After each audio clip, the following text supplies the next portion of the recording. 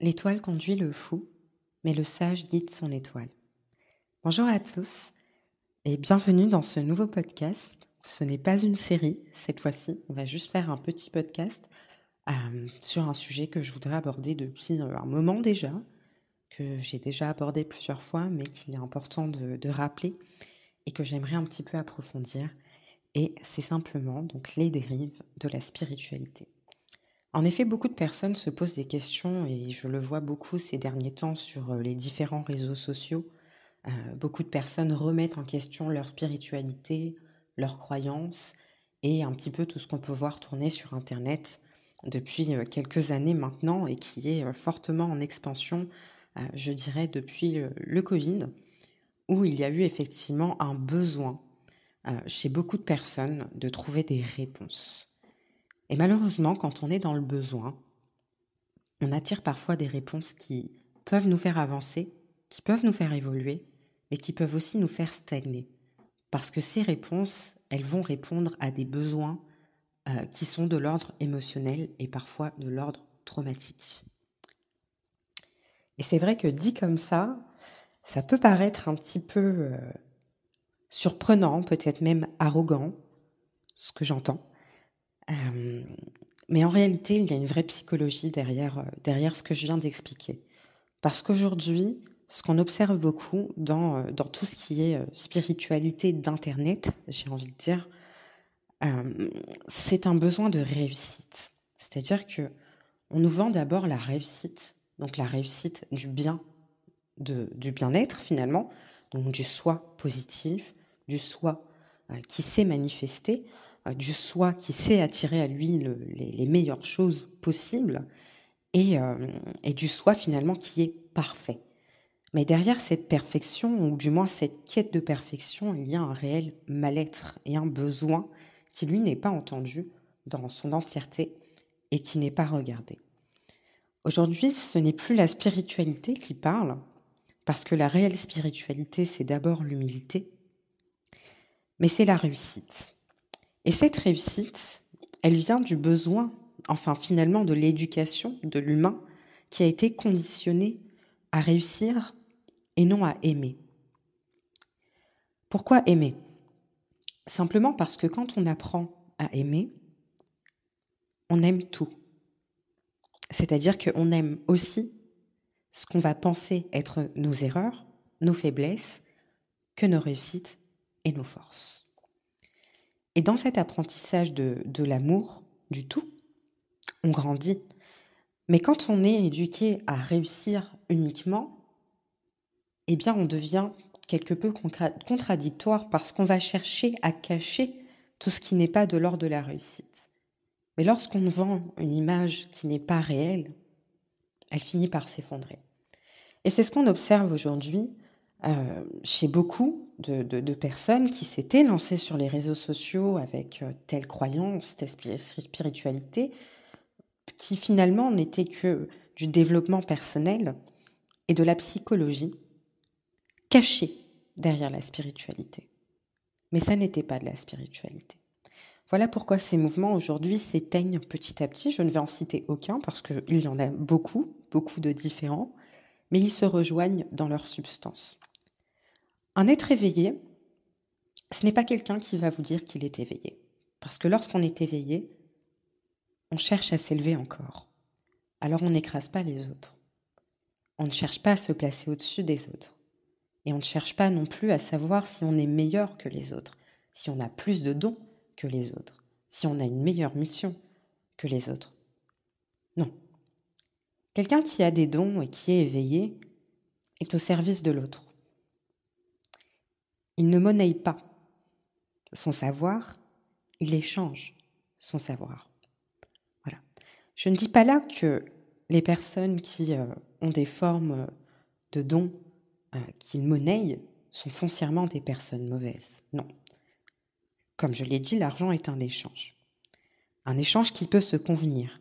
Mais la motivation de nos actions lorsqu'on a des dons qui doivent être mis au service des autres ne doit ni être l'argent, ni le pouvoir, ni la notoriété, et encore moins la reconnaissance. Il faut être conscient qu'il s'agit d'une mission de cœur dont le but est d'aider son prochain. Et malheureusement, je trouve que c'est quelque chose qui s'est perdu aujourd'hui, où c'est d'abord la réussite qui parle, donc le besoin finalement d'être reconnu. J'ai écrit un livre, je me suis guérie, j'ai créé une formation et je vais pouvoir vous aider. Alors il y a peut-être des personnes qui en ont réellement la capacité. Je tente à y croire.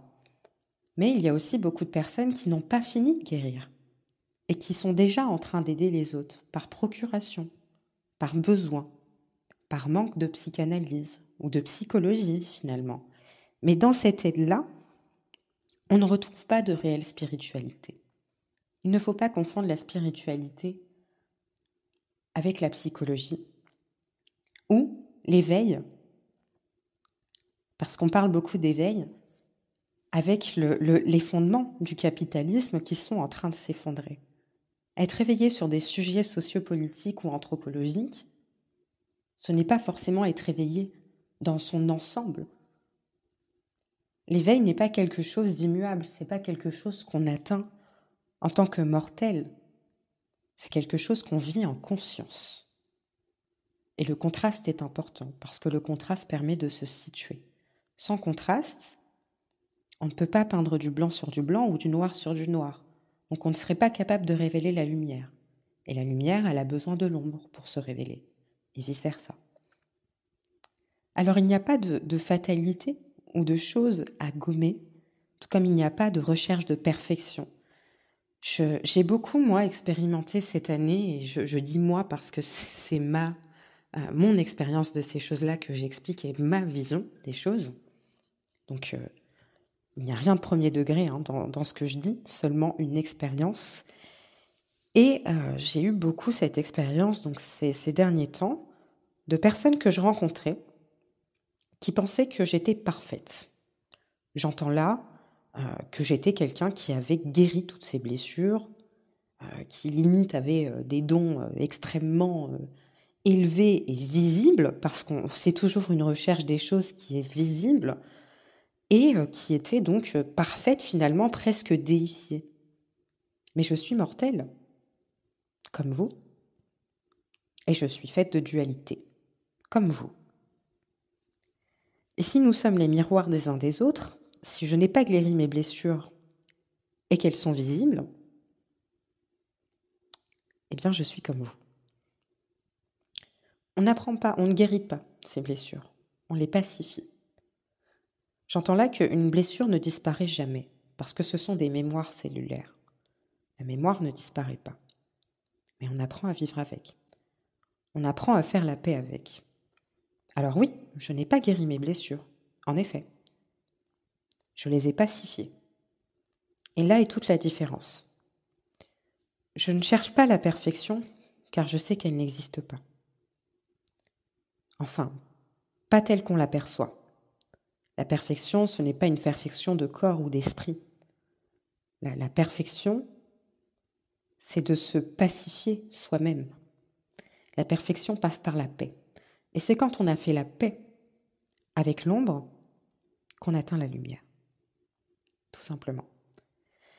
Alors dans tout ça, il y a beaucoup de choses qui sont dites, toujours dans cette quête finalement d'identité. Donc l'humain ne cherche plus à être spirituel, il veut être. Je suis une starseed, je suis ta flamme jumelle, je suis capable de voir et de te donner des directives sur ton avenir. Je fais des voyages astraux. Il n'y a pas de starseed. Les starseeds, ce sont des choses qui sont arrivées très récemment dans les discours spirituels d'Internet et qui ont pollué beaucoup de ces discours parce que les starseeds, ça n'existe pas. Pourquoi ça n'existe pas ? Parce que nous sommes tous des poussières d'étoiles. Quand une supernova explose, elle libère des particules d'ADN qui vont créer de la vie. On vient tous de quelque part et on est tous là pour une raison. Chacun est là pour une raison. Que sa vie soit faite d'ombre ou de lumière. Parce que c'est un tout et un contraste qui est important. Donc personne a une mission plus élevée que l'autre. Personne n'est plus important que l'autre. Si nous sommes tous le miroir des uns et des autres, et j'entends là que chacun reflète ce que l'autre doit travailler, eh bien, nous avons tous notre part à faire. Et donc, en ce sens, il n'y a pas d'être plus élevé, plus évolué dans cette densité-là. Parce que quand vous élevez et que vous évoluez, généralement, vous ne choisissez pas la matière. Sauf si vous venez pour aider les autres à s'élever. Mais on n'appelle toujours pas ça des starseeds.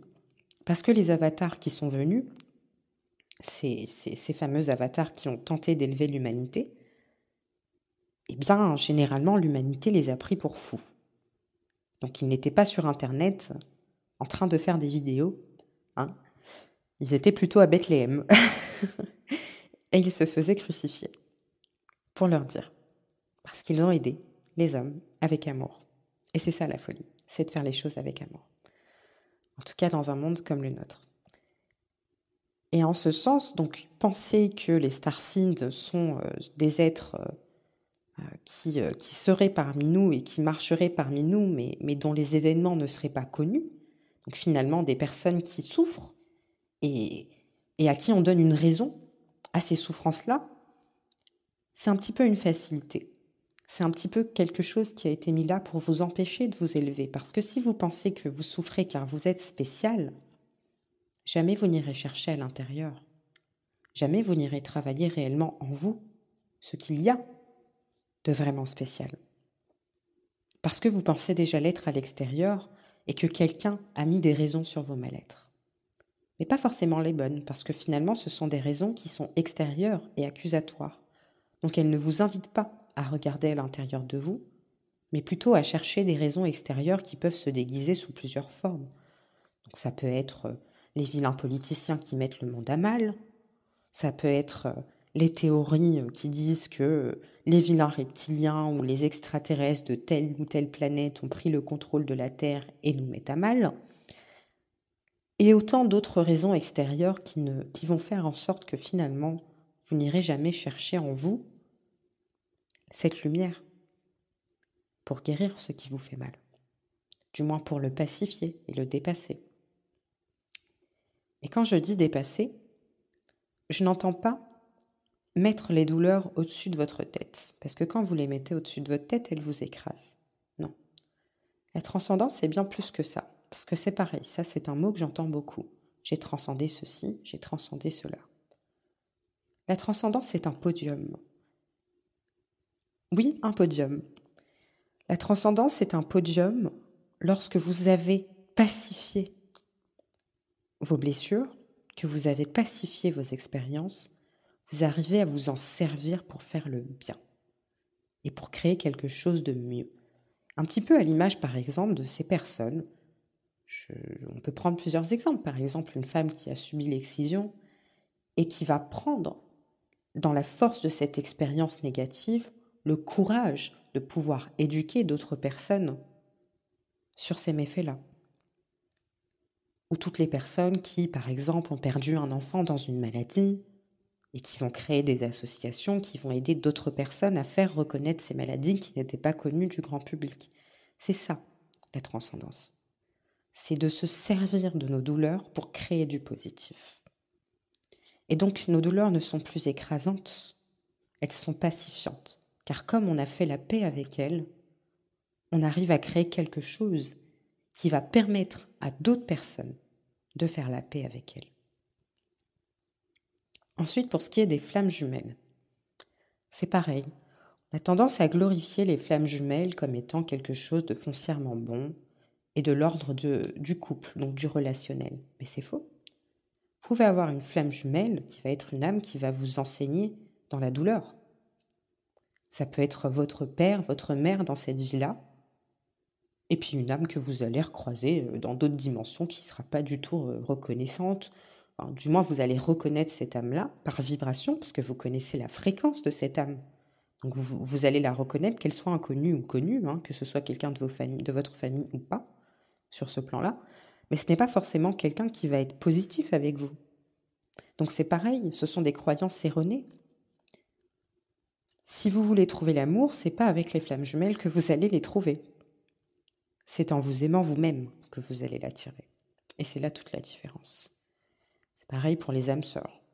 Les âmes sœurs, ce sont des âmes qu'on a connues, des âmes dont on est capable de reconnaître la fréquence. Mais ce ne sont pas forcément des âmes avec qui on va avancer, ou avec qui on va avoir quelque chose de l'ordre du relationnel. Pas toujours, ça peut arriver. Mais c'est une croyance erronée que de penser que c'est systématiquement le cas. Et là, on entre dans le New Age. Également pour la voyance, beaucoup de personnes cherchaient à se tirer les cartes, essayer de savoir voilà ce qui va se passer, quel est mon avenir, quel est ceci. Et c'est une doctrine tout à fait erronée. Parce que quand vous faites ceci, finalement, vous entraînez votre mental à une certaine réalité. Donc vous allez attirer cette réalité, pour le moins positif ou négatif. Mais si la personne que vous allez consulter vous donne toujours des choses négatives, quelle est la différence entre un voyant et un politicien finalement? C'est la même chose. Pareil pour ceux qui glorifient le voyage astral. Le voyage astral, c'est quelque chose qui n'est pas à pratiquer sans conséquence. C'est-à-dire que l'astral, c'est pas en haut, c'est en bas. Quand vous allez dans l'astral, vous allez dans la dimension immatérielle de cette dimension-là finalement. Donc vous allez retrouver exactement les mêmes vibrations. Et c'est pas forcément des choses positives parce que l'astral, c'est aussi en fonction de votre niveau de conscience. C'est-à-dire que si vous êtes quelqu'un qui souffrait et vous décidez d'aller dans l'astral, ce que vous allez voir, c'est ce qu'il y a en vous. Donc pas forcément du positif. Donc dans ça, j'entends aussi les personnes qui canalisent parce que c'est pareil. C'est quelque chose que j'ai beaucoup observé aussi chez des médiums, des voyants du web, etc. La canalisation d'entités. Je parle à Jésus, je parle à Marie, je parle à telle entité élevée, etc. Non. Non. Jésus, il a mieux à faire que de parler au petit humain qui se trouve en bas du plan divin, malheureusement, et qui, lui, s'est déjà élevé. Donc sa mission sur Terre est terminée, il n'est pas canalisé. On peut canaliser la lumière christique, mais ça n'a rien à voir avec le Christ. Et c'est pareil, la lumière christique est un état de conscience, c'est pas un canot auquel on se connecte en Wi-Fi et avec qui on va vibrer comme ça. Donc les personnes qui vous font croire qu'elles parlent à telle ou telle entité, elles-mêmes se font avoir. Elles-mêmes se font avoir. On est dans le bas astral. Donc l'astral que vous allez voir ici, c'est l'astral du bas. Donc c'est pas forcément des êtres évolués et de haute fréquence vibratoire avec qui vous allez discuter. Donc toutes ces choses-là qui ont été glorifiées finalement depuis quelques années et qui sont mises en place de façon à ce que vous regardiez en permanence vers l'extérieur et jamais à l'intérieur, c'est un piège. C'est un piège et c'est un piège qui s'installe sous couvert de développement personnel. Et de le développement personnel aujourd'hui est également devenu quelque chose de toxique parce qu'au final, il y a une forme de pression au bien-être. Donc il faut être bien tout le temps. Comme je le disais tout à l'heure, avoir guéri toutes ses blessures pour vibrer haut. Si on n'attire pas à soi ce qui est bon, c'est parce qu'on n'est pas guéri, donc c'est notre faute. Si on ne guérit pas, c'est parce qu'il n'y a pas de blessure, tout simplement. Si on ne guérit pas, c'est parce qu'il n'y a pas de blessure, mais seulement des mémoires. Des mémoires avec lesquelles, encore une fois, nous devons faire la paix. Car les mémoires, elles ne meurent jamais. Elles ne meurent pas. Donc on ne peut pas guérir quelque chose qui n'est pas une blessure, mais une inscription. Tout bon chemin mène à l'amour. Donc si vous suivez un chemin qui vous amène du stress, de l'orgueil, etc., c'est pas forcément un bon chemin. Un bon chemin apporte la paix d'esprit. Un petit peu à l'image du cycle des âges et de son apprentissage, finalement, c'est dans la souffrance qu'on s'élève, pas en se forçant à une illusion de l'amour et de la positivité. Parce que la vérité, c'est la délivrance. Et la délivrance, c'est l'acceptation de ce que l'on est dans l'instant présent. Donc la lumière, elle révèle l'ombre, mais vice-versa. Comme je le disais tout à l'heure, rien ne peut exister, l'un ne peut pas exister sans l'autre.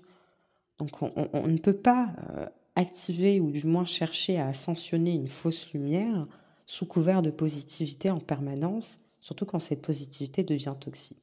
Donc on va observer de plus en plus de gens sortir de ces états de conscience erronés et chercher à se reconnecter. à se reconnecter. Mais le piège, c'est de ne pas se reconnecter à soi et de chercher à se reconnecter forcément à des choses qui vont être extérieures. Il y a beaucoup de moyens de se reconnecter à soi-même. Et la première reconnexion passe par l'humilité, c'est-à-dire être en conscience du fait que tout n'est qu'apprentissage et que nous allons construire et déconstruire en permanence nos idées. Et c'est pas grave, parce que l'évolution, c'est la recherche. La vérité, c'est la recherche. Donc c'est pas grave de se tromper. C'est pas grave de passer par ces expériences-là. Au contraire, elles nous font évoluer. Par contre, il ne faut pas rester coincé trop longtemps dans ces leçons. Parce que plus vous allez répéter une leçon, plus vous allez continuer de l'apprendre finalement pour finir par passer votre examen, entre guillemets. Donc, c'est important de prendre du recul dans tout ça. On est tous passés par là. C'est un long apprentissage. La vie est un long apprentissage. Et puis, si la vie était un long fleuve tranquille, ça se saurait. Mais c'est justement dans le mouvement qu'on apprend. Et donc, il faut rester en mouvement parce que la vérité est en mouvement permanent et elle évolue. Quand vous restez coincé dans des idées qui sont parfois radicales, même si elles sont positivement radicales, alors posez-vous des questions. Parce que la vérité n'est pas quelque chose que l'on impose. La vérité, elle s'expose d'elle-même. Et elle ne se voit que pour celui qui cherche à voir. Mais si vous cherchez des vérités édulcorées, vous aurez des vérités édulcorées. Donc finalement, c'est une question de conscience. Et comme je le disais dans le cycle des âges, quand on est conscient de nos biais cognitifs, alors on comprend plus facilement quel est le but de notre évolution. Et donc, dans tout ça, c'est l'humilité qui vient pacifier les choses. Parce que lorsqu'on comprend que finalement nous ne savons rien et qu'il y a tout à apprendre, alors on ne se perd pas facilement. C'est-à-dire qu'on ne se dira pas « je suis évolué, je suis éveillé, j'ai tout compris, c'est la vérité et tu n'as pas la vérité », parce que ça aussi c'est quelque chose qu'on observe et qui est de l'ordre de l'humain. C'est-à-dire que l'ego et la conscience sont deux choses qui fonctionnent ensemble, mais si l'un est actif et l'autre un peu moins, eh bien ça peut donner d'autres schémas. Et donc penser qu'on est au-dessus, quand on commence à s'éveiller sur certains sujets, c'est quelque chose qui peut arriver. Et c'est là où je dis que la spiritualité, c'est d'abord l'humilité. Parce que quand on comprend que même si on a découvert une vérité, eh bien une autre vérité plus grande se cache derrière celle-ci, et qu'on applique ces choses-là, eh bien ça devient beaucoup plus simple de pacifier les choses et d'être en paix avec ceux qui n'adhèrent pas forcément à nos croyances ou à nos idées de la vérité. Parce que sinon, vous serez toujours dans le conflit et dans l'idée que les autres sont plus heureux parce qu'ils ne savent pas. Mais c'est faux. Parce que le contraste est important. Car c'est dans le contraste, encore une fois, qu'on est capable de se situer. Et si on est capable de se situer, on est capable finalement de savoir ce qu'il nous reste à apprendre. Et c'est un long parcours. Un long parcours qui va vraiment entrer en vigueur de plus en plus dans les prochaines années. Donc on va vraiment voir une expansion de ces idées et de ces prises de conscience collectives jusqu'en 2028, où l'ère du Verseau sera définitivement installée. Et donc à partir de ce moment-là, il faudra vraiment faire un choix entre l'humilité ou l'ego. Et quand je dis l'ego, parce que c'est pareil, hein, on ne tue pas l'ego, c'est des choses qu'on voit aussi, il faut tuer l'ego, etc. Non. Quand je dis l'ego, c'est les œillères, donc ce qui vous empêche de voir avec votre cœur et ce qui vous fait seulement vibrer, donc ce qui va faire vibrer des choses qui sont des manques en vous et qui va venir combler des cases, mais des cases qui ne sont pas finalement comblées par vous, mais par des choses extérieures. Et c'est comme ça qu'on se fait avoir. Mais c'est pas grave parce que finalement tout ça est un apprentissage et l'important c'est d'en sortir. Et il n'y a que l'humilité qui permet de sortir de ces états-là. L'humilité, c'est d'abord le fait d'accepter que On ne peut pas tout contrôler. Nous ne sommes pas maîtres de tout, mais nous sommes maîtres de nos pensées et de nos actions. Et à partir de là, on est capable, finalement, de comprendre des leçons plus vastes et donc d'évoluer en conscience. Et je vous souhaite à tous la conscience. Je ne savais pas comment clôturer ce podcast, donc m'en voulez pas. Mais voilà, pour la globalité de ce message, c'est un petit podcast que je voulais faire depuis un moment déjà et je l'ai déjà fait un petit peu en story sur Instagram, mais là je voulais vraiment avoir un podcast qui résume dans la totalité ces idées que je comprends, que j'avance, et que comme vous, parce que c'est pareil, hein, on a tendance à penser que lorsqu'on parle, on agit forcément, mais pour que l'âme agisse, il faut du temps. Donc je suis comme vous, j'ai la faculté de pouvoir communiquer, mais j'apprends tous les jours. Et j'apprends tous les jours à mettre en action ce que je dis. Et ça, c'est important parce que beaucoup de personnes pensent que parce que je dis, je suis. Alors oui, je pense donc je suis. Mais l'action, c'est autre chose. Et l'action prend du temps. Donc ne cherchez pas une perfection en moi qui n'existe pas chez vous, c'est une hérésie. Je suis vous et vous êtes moi finalement.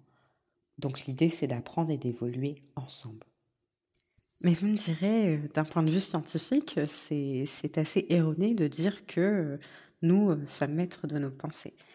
Et en fait, en réalité, contrôler la pensée, ça, d'un point de vue scientifique, effectivement, ça impliquerait un libre arbitre qui serait aujourd'hui contraire à la connaissance scientifique, comme une sorte d'anomalie finalement dans l'univers. Mais cette pensée, en réalité, elle reste quand même un petit peu insupportable, on va dire, pour la grande majorité des humains.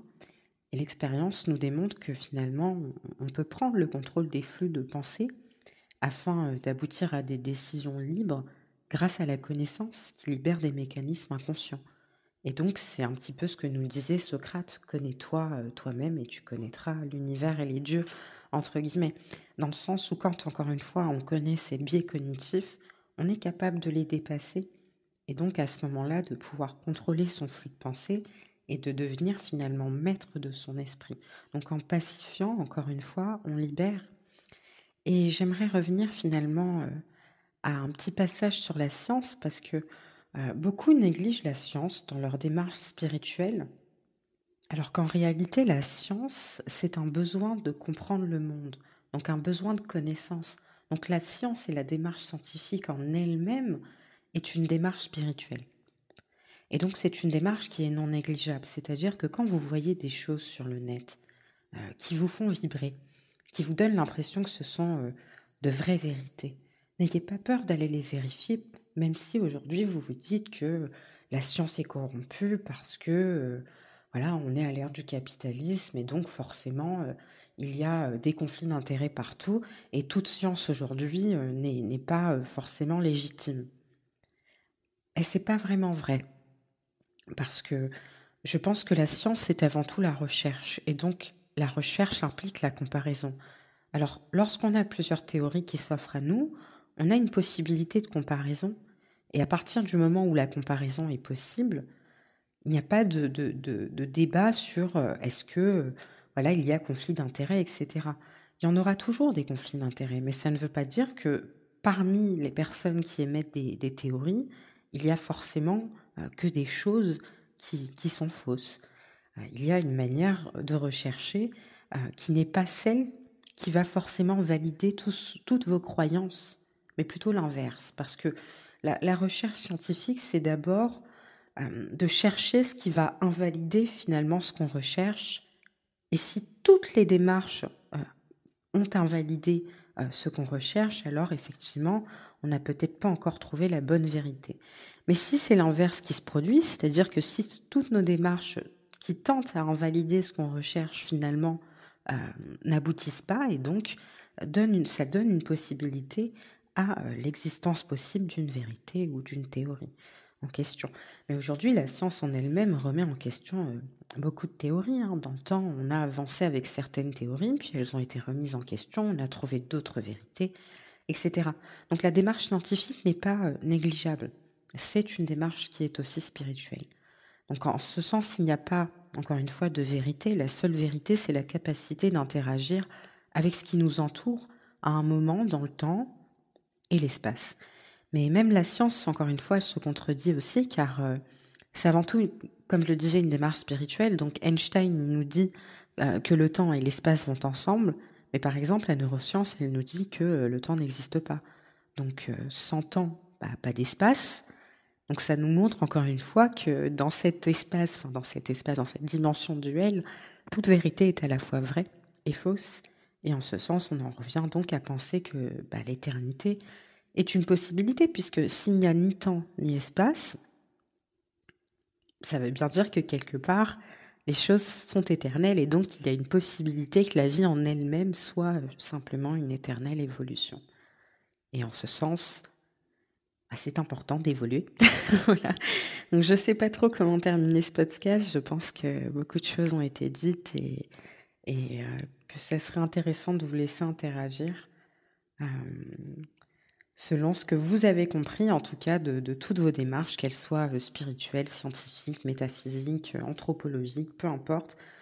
Je pense qu'il y a beaucoup, beaucoup de choses qui peuvent être partagées et qu'encore une fois, la comparaison est une bonne démarche qui permet d'élargir son esprit et de ne pas s'arrêter à nos simples croyances qui parfois peuvent être limitantes.